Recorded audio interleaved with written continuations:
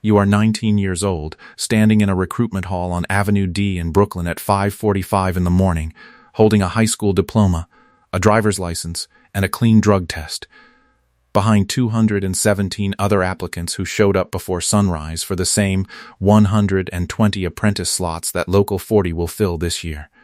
The wind off the East River is moving at 14 miles an hour. The man in front of you has been here since 4 a.m. The man behind you drove down from Albany the night before and slept in his truck. 15 years later, a man you will never meet rides a 3,200-pound steel beam up the side of a Manhattan supertall on a single choker, walks out onto raw iron at 1,200 feet above the street with nothing under his boots but air, lands the beam by hand into its column connection, and earns $250,000 this year doing it. The Bureau of Labor Statistics records the structural iron and steel worker fatality rate at 25.1 deaths per 100,000 workers, more than 7 times the national average for all occupations. The Bells lists the median annual wage for iron workers at $60,440. That number is missing the top floor entirely. This is every level of a skyscraper ironworker in America, from the $25 an hour apprentice on his first morning to the $250,000 connector. And if you stay until the final minute, you will see the one quiet rule at level 4 that separates the men who collect a union pension at 55 from the men whose names get welded onto a memorial plaque at the Union Hall before they turn 40. Level 1. The Apprentice. You are 19. The Ironworkers International Union runs apprenticeship intake through Local 40 in New York, Local 1 in Chicago, Local 401 in Philadelphia, Local 433 in Los Angeles, Local 7 in Boston, and more than 150 other locals across the country. Local 40 alone receives roughly 1,500 applications a year for fewer than 120 apprentice slots. The apprenticeship is 3 to 4 years. 6,000 on-the-job training hours and 792 classroom hours through the National Ironworkers Training Fund curriculum. The pre-apprentice wage starts at 60% of journeyman scale. In New York, that means $25.76 an hour as of the 2024 collective bargaining agreement, against a journeyman base of $42.93, plus an additional $31.80 per hour in pension, annuity, vacation, and health and welfare contributions. You see $21 an hour take home after taxes. You report to the Apprenticeship Training Center in Long Island City on a Monday in September. The instructor is a retired connector named Frank, with a permanent limp from a 1998 fall on the Random House Tower at 57th and Broadway. He hands you a hard hat with no decals on it. The decals are earned. He tells the class of 42 new apprentices that within 4 years, roughly 12 of them will not finish the program. Some will quit. Some will be hurt. One, statistically, may not come home. He says this without changing tone. Level 2. The Advanced Apprentice. You are 21. You have logged 3,000 hours of on-the-job work. You have rotated through the 4 ironworker disciplines that the National Training Fund curriculum requires hours in. Structural, the men who erect the steel frame. Reinforcing, the rod busters who tie rebar inside concrete pours. Ornamental, who install curtain walls, railings, and architectural metalwork.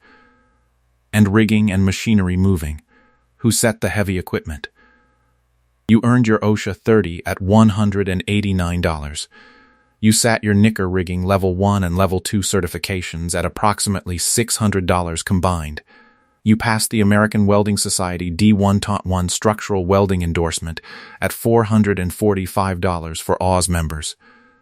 Your wage steps every 12 months. 60% at entry. 70% at year 2. 80% at year 3. Full journeyman scale at the end of your final year. You are on the 1 Vanderbilt project at the corner of 42nd and Vanderbilt, a 1,401-foot supertall completed in 2020. You are on the 18th floor.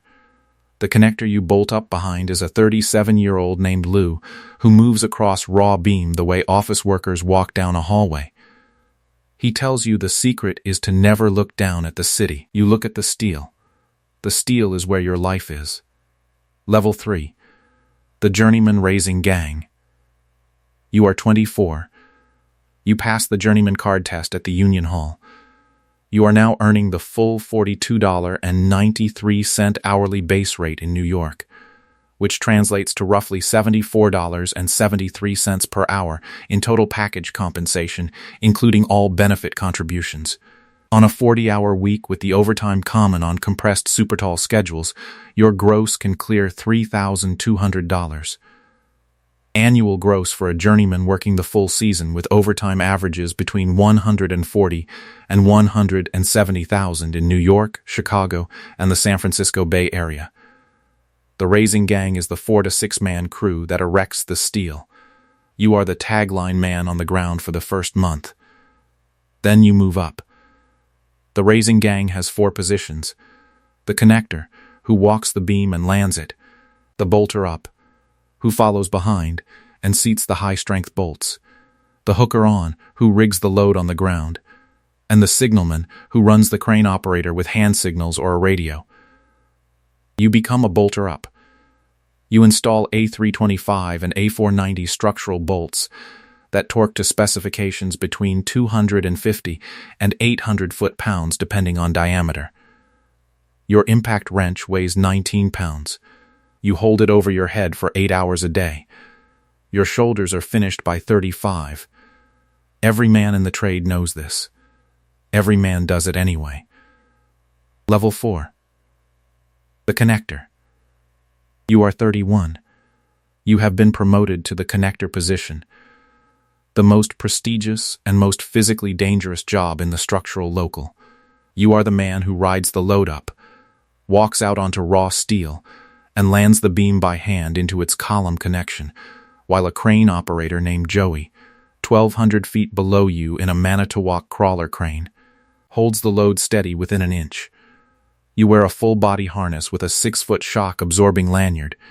You wear a hard hat with a chin strap. You wear leather gloves. There is no parachute that works at this altitude. Connectors earn a 5 to 10% premium over journeyman scale in most locals, plus the implicit understanding that they are the first called when a tower goes up and the last laid off when a job ends. With overtime, premium, supertall project pay, and full season work, the top connectors in Manhattan, Chicago, and San Francisco clear $250,000 a year. You walk out onto a beam at the 432 Park Avenue residential tower, completed in 2015 at 1,396 feet, the tallest residential building in the Western Hemisphere at the time of its topping out. The beam is 48 feet long and weighs 3,200 pounds. You ride it up on a choker. You land it. You spud wrench the holes into alignment. You drop 2 erection bolts. You unhook the load. You signal the crane to come off. The next beam is already swinging in. Iron goes up at a rate of 1 floor every 3 to 4 working days on a well-run high-rise. You will set roughly 400 to 600 tons of steel a year. Your name does not appear on the building. Level 5. The foreman and general foreman. You are 38. The general contractor promoted you off the Raising Gang and onto the foreman position, which moves you from physical work to coordinating 4 to 12 men, reading shop drawings, sequencing erection plans, and managing the daily safety brief.